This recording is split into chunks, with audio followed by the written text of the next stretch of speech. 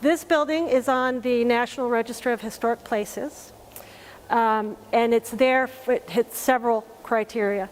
It was the largest manufacturing plant in the United States at one time, and it was the first of a kind, and that kind was the straight granite shed. The museum is here to celebrate both the history of the granite industry, but also what's happening in industry today.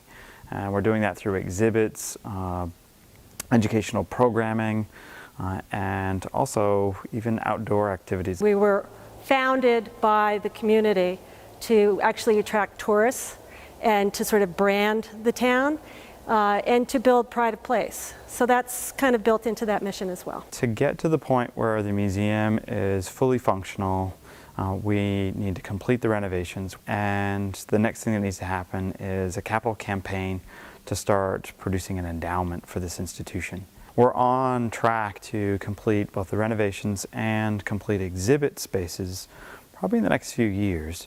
The Stone Art School began in 2002. It dwindled in about 2009. Courses haven't been taught on a regular basis since, but the hope is starting maybe this winter, next spring, begin to get the Stone Art School back up and running. The museum is definitely open. We're open this year, Wednesday through Saturday, from 10 to 4 to the public. I'm currently the only paid employee here at the museum. We still are heavily dependent upon the community for their support. The fun thing about volunteering here is that you get to really, there's a lot of different ways you can help.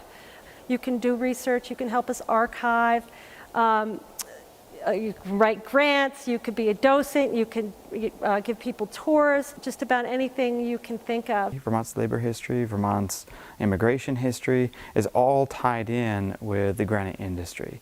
So the story is not about industry as much as about people and how they've interacted or intersected with granite within and outside of the state of Vermont. So the play Stone, it fits perfectly with the mission of the museum. I first created the play in 2005 when we did it at our home space in City Hall in Montpelier. We've really played around with the material a lot, and the opportunity to do it here at the museum really allows us to take on that challenge again, because we're, in a sense, recreating the show for the environment. And it's been a really wonderful creative challenge. It is one of the most intricate, diverse histories in Vermont, because Barry granite was such a worldwide phenomenon when it started to become very popular around the turn of the century, that people from all around the world came in. So it's really a diversifying moment in Barry history.